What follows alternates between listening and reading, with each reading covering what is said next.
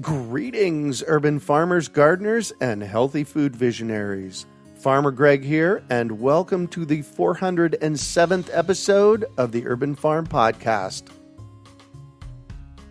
where every day we work together to educate and inspire you to become part of your food revolution. Did you know the best seeds for your garden don't come from the nursery? In fact, the seeds that will create the most robust and delicious fruits and vegetables come directly from your garden.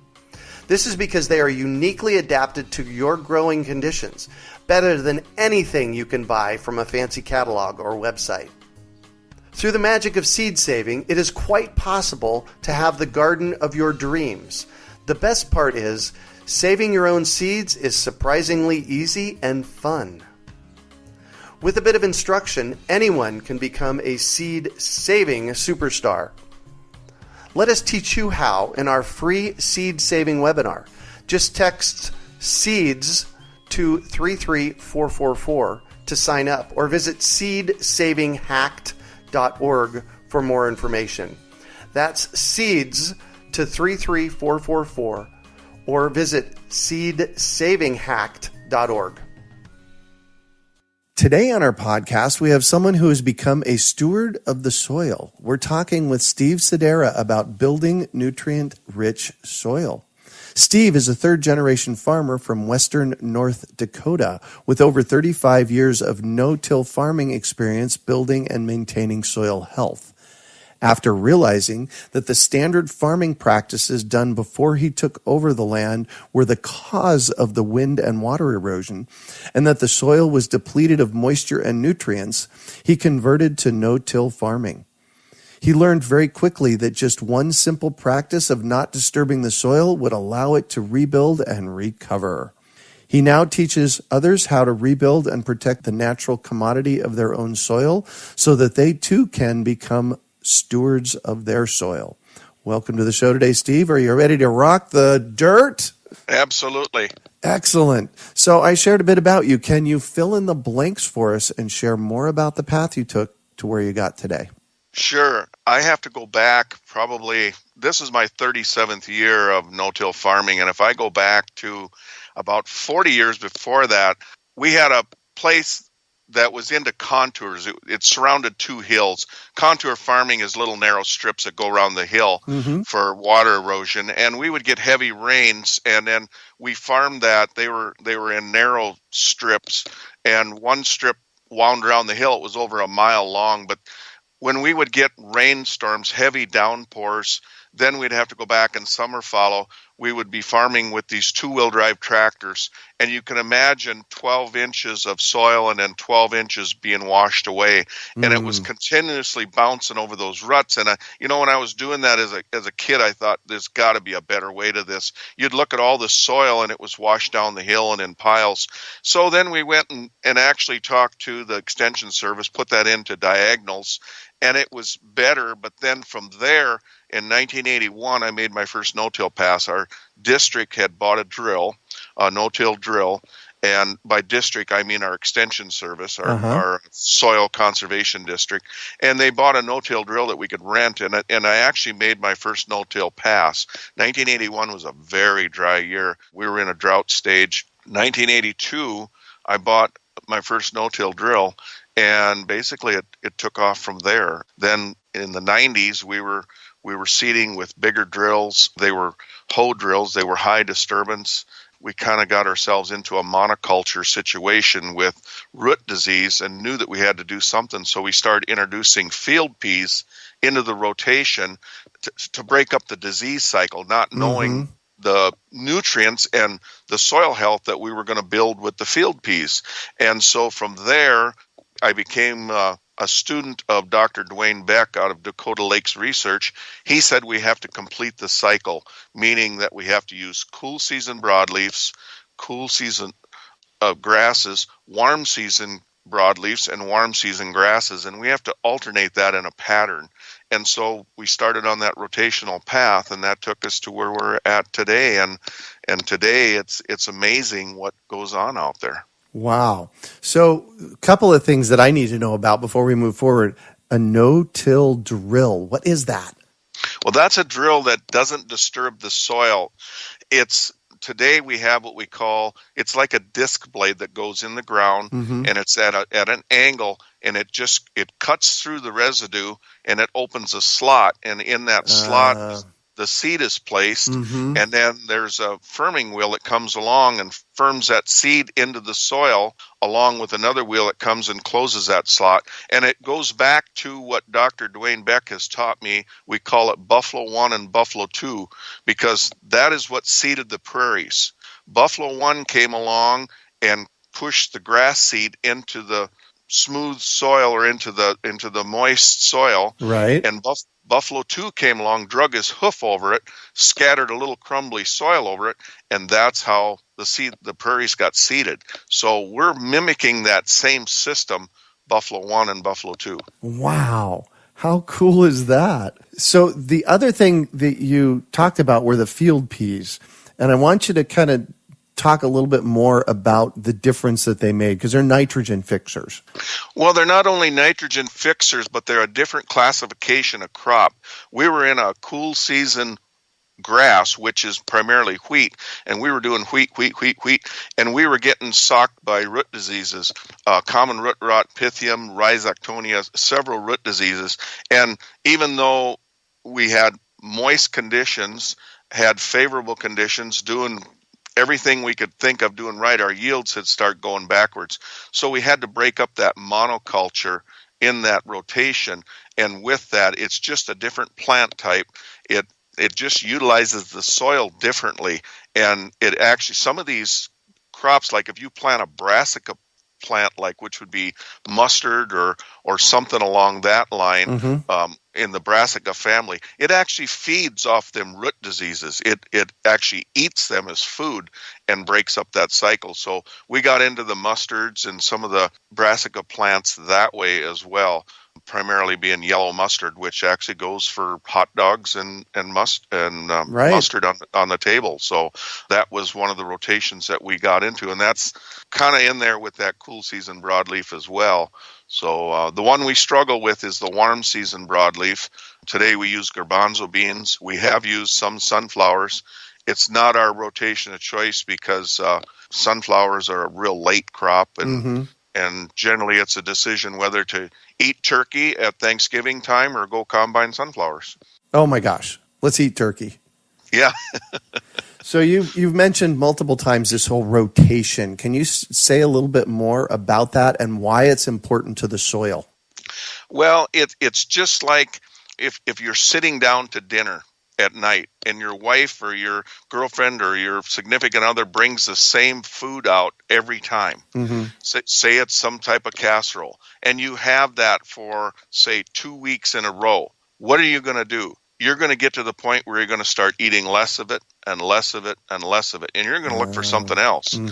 That's the same way that say if you plant wheat in year after year, and we can do that because of a no-till situation where we're conserving moisture, we need to use that profile. But at the same time, that wheat is just going so deep in the soil, the roots are not expanding. If we go to certain other plant types like warm season grasses, they build fungi called rhizoctonias that they build in the soil.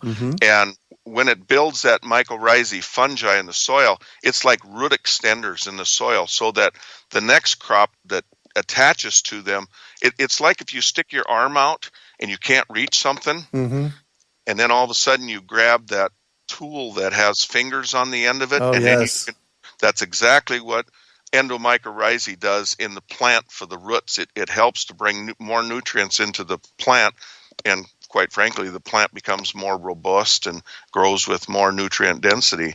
And we have to have those plant types in that rotation in order to establish that cycle, that nutrient cycling process. Yeah, well, and it sounds to me like, because I've heard of putting a cover crop in before that then gets tilled in, and that's not this.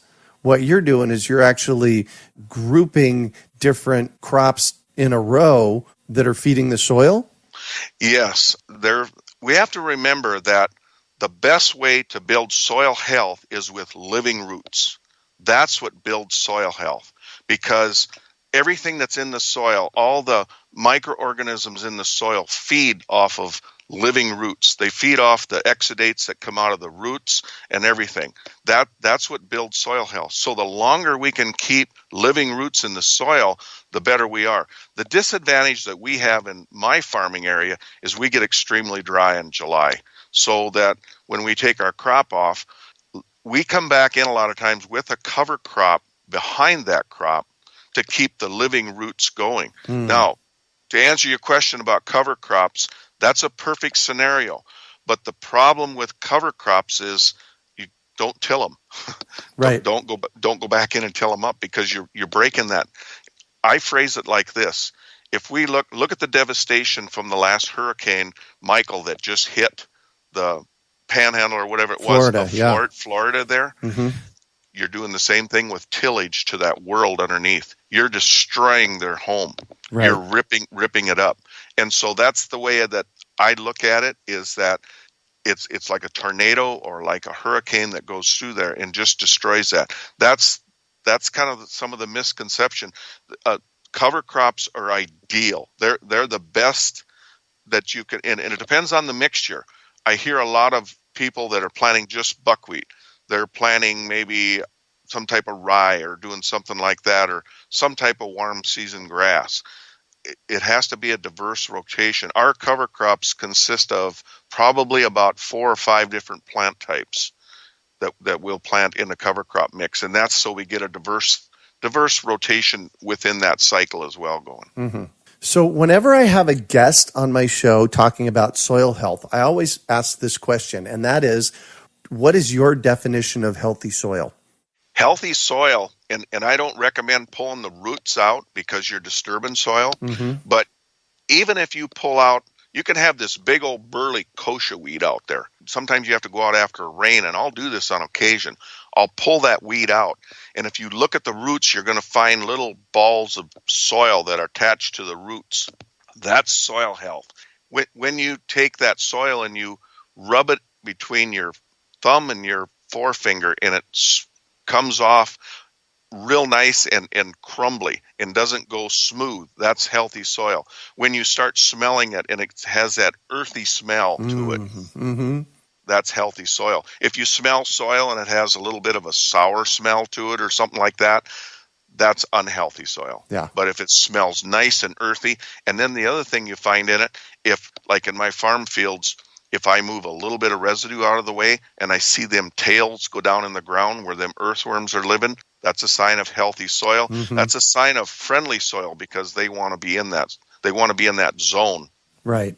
Well, and this is actually confirmation for me on one thing that I do here at the Urban Farm, and that is that I take a knife or a vinyl cutter. It's a tool it's about 6 inches long. You can get at the hardware store, and I'll grab that weed. And for us, it's mallows and lamb's quarters. I'll grab the weed and I just cut it off about a ½ inch below the ground. Perfect. The top is either goes into the compost pile or to the chickens, so it's a nutrient-dense treat for them. And then the roots, I've just killed the weed because I cut off the growing point of it, and the roots rot right in the ground. Absolutely. Yeah, so it sounds to me like I'm doing the right thing there. Absolutely. The only other thing that I would do, depending on whether that plant has gone to seed, and you probably being of awareness or getting that before it goes to seed, the only other thing I would do is chop that weed up and leave it on the surface and try to we always have the term nothing naked. Oh, and yes. by that, and we call it armor on the surface of the soil. It's been referred to in some of my training as the duff layer. We've changed because the term is becoming more well known in the no-till world as armor on top of the soil, and it has a variety of uses. The armor's like it protects, just like armor protects the soldier in war. The armor protects against the heat. It conserves moisture. It protects that world underneath so it can survive. That's why we call it an armor layer. If you chop that weed up and put it on top of the soil surface, and you can do it a variety of ways. You can run a mower over it and grind it up or however, but if you start building that armor layer on top, pretty soon you'll get so much activity underneath the soil, you won't be able to keep that soil covered because it'll be disappearing so quickly for you. Yeah, I've seen that here, especially in the desert. It gets so hot, and our soils just eat organic matter. Yep. So for our listeners, if they have a space that is what I call dirt, so for me, 5 components of healthy soil are dirt, airspace, water, organic matter, and everything that's alive in the soil. And we have less than 1% organic matter here in the deserts in our soil. Wow. Yeah, so it can be challenging until you get the organic matter added. What is your solution? Well, it depends on what you want to do. If you're trying to garden, and if you're trying to do market farm gardening, then you're going to have more challenges, because the first thing you need to do is find enough residue. And I recommend a no-till situation, and I know that there's lots of market farms out there that are tilling right now. Mm-hmm. But if you want to, and I recommend the tillage, the no-till process for that. But the first thing is it should actually start in the fall, ahead of time, mm-hmm. not in the spring. And I think that's a misconception that everybody is thinking gardening. They go out to their garden centers and right away they see everything going, and they get all tied up in all the buzz and everything that's going on in these garden centers of people hauling out soil amendments and stuff. But if you start in the fall and you start gathering the tree leaves and the grass and all that stuff as much, and I know a lot of people, you're using straw that they can find. That's good. There's some things with it, with weed seed, that you have to contend with, but there's ways around that as well. But if you have to do a ground level situation, then try to find as much residue in the fall as you can and start covering that surface. If you're a small gardener and you want to raise herbs or something in your backyard, and you absolutely, all you have is hard clay or like in Las Vegas, where surrounded by concrete and mm-hmm. sand, you may want to think about a raised bed system. My first attempt at a raised bed was in 2015, and I did a commercial way of doing it. Then I did a no-till method. The results were absolutely crazy, the difference in doing the no-till side, simply because I used the Armour layer. I used a soaker system, which I teach, like rainfall that happens in a natural environment. Mm-hmm. So you may have to use a raised bed, and then at some point in time, there's ways that we can teach to keep that Armour layer and to feed earthworms underneath. And I know in Vegas you can go to garden centers and you can buy earthworms, you can buy red wigglers, because I've been there. Start buying those worms and introducing them into that raised bed system, and you will start that cycle. Yeah, so the worms are actually helping rebuild the soil for you. The only thing you got to remember is if you do that, you have to feed them. I have lots of people that come to me and say, I put worms in, and they left. I phrase it back to the dinner table with your wife. Uh-huh. You sit down to eat. She puts plates out. She brings an empty kettle and puts it on the table. What are you going to do? Yeah. You're going to get up, go somewhere else. Yeah. The worm is no different. If you don't feed him, he's not going to stay there. Yeah. Exactly. Well, and another really good thing to do that I've found that works really well is buy some worm castings. Buy fresh local worm castings. They have worm eggs in them, and use that as a garden fertilizer. Well, it's funny you should mention that, because that's part of the process that we teach in your first no-till garden. We actually worm farm here in my operation. We build a product called Super Soil, and we've done lots of testing with that. Anywhere from growing transplants to starting with a completely worn out tilled system that has been nothing but a weed mess. And we have done our fabric barrier, our Armour layer, our soaker system. We use that worm casting, that super soil mix in the rows the first year around so that we can get it started. But the interesting part of that whole process was about mid-season, we had worms that were coming, and they were actually, our fabric was disappearing we couldn't keep residue on the top because the worm activity was so strong. So, yeah. And it just depends on where you're at, Greg. Like if you're in the desert, that activity isn't going to happen as soon. But if anywhere that else where you can build topsoil, or you just kind of have to look around at your environment. And I teach a lot of that as well, to recognize what's out there now. And then I teach areas where your locale's at, where you can go and look to see what's available to you. Wow. Well, and one of the things that I will often do with someone, in fact, I'm doing a project tomorrow with a buddy of mine. We are simply going to add 6 inches of a nice compost and planting mix in an existing garden and plant. And people will often say to me, well, why don't you dig it up? And I said, well, first of all, it's hard on the back. And secondly, why don't you let the roots do the work? Absolutely. You're right on there. And what'll happen, even when you get natural rainfall with that compost, you want to think of it this way. That compost acts like a sponge. It's not as good as the Armour layer, but what happens to a raindrop when it hits a hard surface? Imagine a raindrop hitting concrete. And if you could take a picture of it, you get all them dots that splash. Yep. Well, if it's hitting hard soil, it has that same splash. Oh, yeah. And what it's doing is taking spores from that soil, and it's hitting the leaves. When it hits those leaves, it causes a fungus on that plant. So, right. When that plant is growing in a soil, when that raindrop hits, and hard rains are different. I mean, you can get downpours that you get a spray across, but even so, when that raindrop hits that compost, when it hits that Armour layer, it's like it hits a sponge, and it deadens that raindrop. It slows it down slow so you don't have that splash effect. Mm-hmm. So you've used several words that I want to clarify. Soil Armour, duff, residue. Basically, this is all green organic matter that you've collected, or even brown. So like you've mentioned, leaves. Basically, you're just putting a nice layer of uncomposted organic matter on top and letting it do the work. Absolutely. And a good rule of thumb is 60% green, 40% brown. Mm-hmm. And the thing you got to remember about tree leaves is they are full of trace minerals, because trees' roots go deeper every year. Oh, yes. And when they go deeper in the profile, I mean, I was told once, if you see a 30-foot cottonwood tree, the roots are 30 foot deep. Now, I've never dug one out to prove that, but I do know that the tree leaves, look at it this way.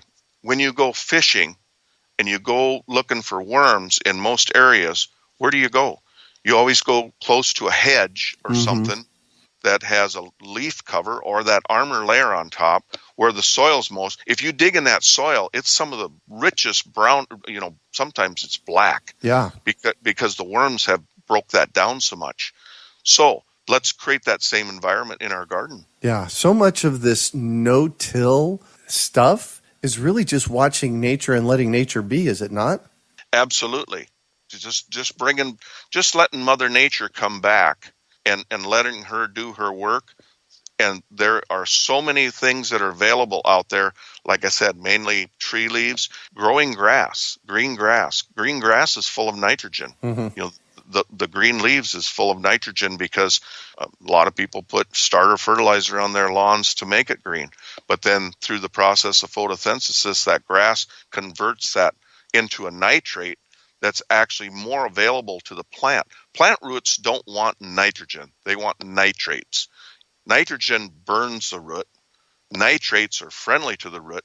That's why plants, when they get that natural nitrate that's naturally made, they will go into that zone, and the uptake is that much greater. Wow. So let me just throw something out. You may not know anything about this, but I recently heard that after a thunderstorm and rain, that brings some nitrogen down. Yes. And things will thrive better.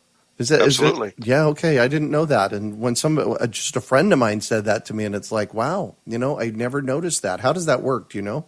Well, and I don't know the chemistry of it, but it's to do with the lightning in the air. Mm-hmm. It's the static electricity. But have you ever been in the spring of the year when you've got buds on trees and it looks like they could pop anytime, and you might look for this next spring, and so you'll get a big thunderstorm that comes through, and you go out after that thunderstorm, not very long after that, and the trees are all leaved out.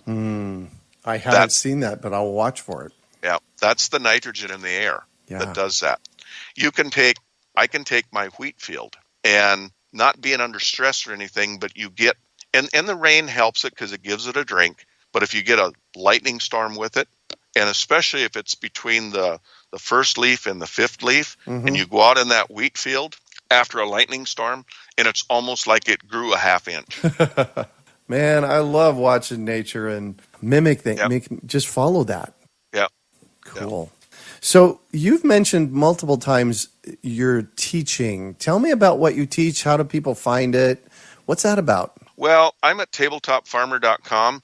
We're in the process right now of building our first soils course, and then we'll be building a course for transplanting, and we're kind of following the season this winter. And then in January, we'll be launching a course called Your First No-Till Garden, which people can tune into, and they can learn how to build their first no-till garden. So I want to build the soils course first and launch that. People in soil in general, I've been to a lot of farm trainings and stuff. There used to be a big no-till organization here in Manitoba and North Dakota, and anytime that professor would get up there and teach about soils, you'd look around and the room would be half asleep, because soils is not a real sexy thing. I mean, you start teaching about the chemistry of it and what happens and the biological things, and people kind of tune out. So I've worked to kind of make it exciting by examples of what happens when you have healthy soil, just the basics of how to recognize your soil, but what to do, how to change this. And I've learned through 4 years. I started on this journey back 4 years ago this month, where Tabletop Farmer was founded. And actually, the first thing I did, Greg, is I went out and it was recommended to go out in my oldest no-till field, get a slab of that soil, put it in a box, and bring it indoors. We actually ended up with a bobcat out there trying to get that soil out, because every time I would lift it, it wasn't compact, if that makes any sense. It was granular, and it wanted to come apart. Yeah. So we actually had to build a box in and bring it indoors. When I brought it indoors, it failed miserably. I mean, that soil needed to be outdoors. Outside. So yep. I knew I had a lot of work to do, and we've actually been able to establish. What we've done is we've taken our no-till system and established methods that we can do that in container gardening. We can do, and all it is just taking the basic principles of that and applying them to a container so that it'll thrive. We have potting soil. I could go on and on here for hours, but we actually started a project. It's do it yourself. The ultimate DIY potting soil is what we call it. And it's where we take old potting soil that's been thrown out of plants that discarded. I got a picture of me diving in dumpsters, pulling these plants back out. We brought them into our shop. We revived that soil through the process of earthworms. And there's a whole process of why they love that soil. Yeah. And we did not add one single thing to it. And we regrow plants in that soil. We grow them beside potting soil that you buy out of the store. And the difference between our soil and that natural soil and the soil you buy out of the store is absolutely amazing. I'm sure. Well, anytime you add worm castings and worms, you're looking at a bonus there. Absolutely. Great. So that's tabletopfarmer.com. Check out the website. So I'm going to shift on you, and I'd like for you to talk about a time you failed, how you overcame that failure, and what you might have learned from it. Well, out in the country, we've had numerous failures. I mean, it's been from trying different crops. We tried soybeans because we wanted to grow soybeans. That's before they had Roundup Ready soybeans and whatnot. That was a complete failure for us.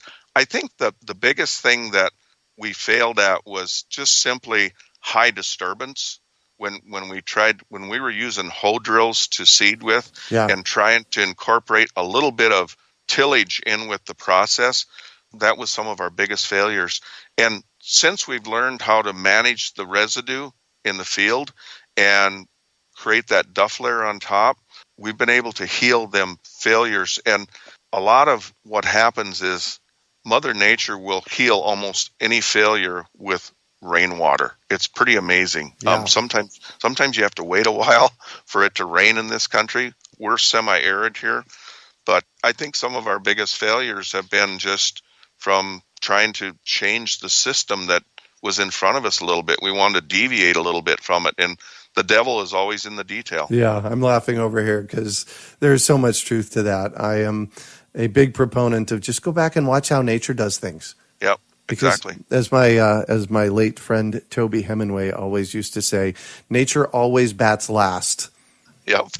So, That's cool. so what do you consider your biggest success? Well, the success is this last year in 2017, we went through a major drought that was compared to 1988. Actually, it was worse because we had less rainfall. Okay, if we back up to 1988, we had the worst drought that we'd ever had.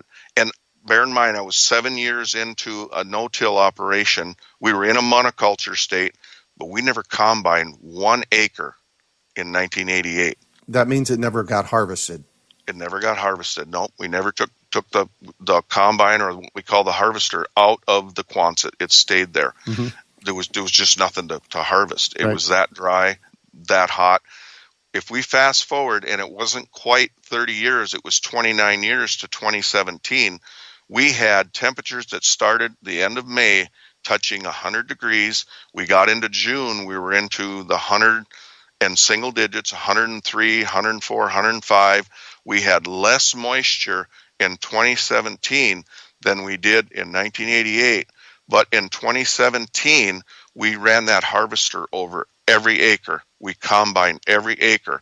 Some of it wasn't very good, but it had a crop on it.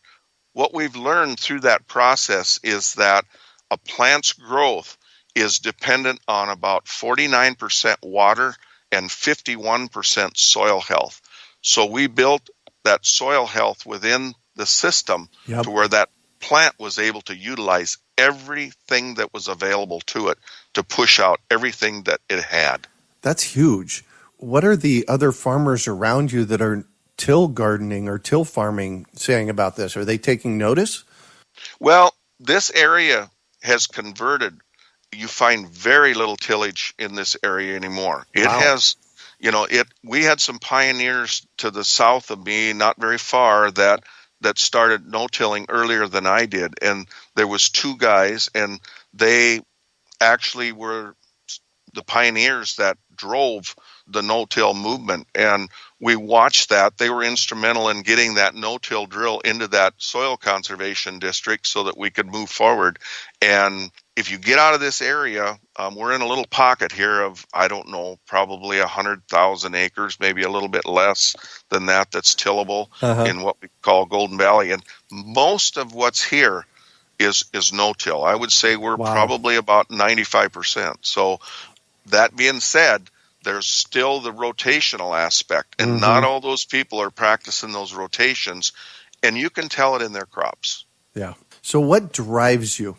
When I walk out into the country and I walk across the field, and the footprint always, what's beneath your feet is what drives me. If you walk into one of my fields, I mean, we can have a downpour of 2 inches. You can get out of the vehicle on the road, your feet feel full of mud. So I park next to the grass.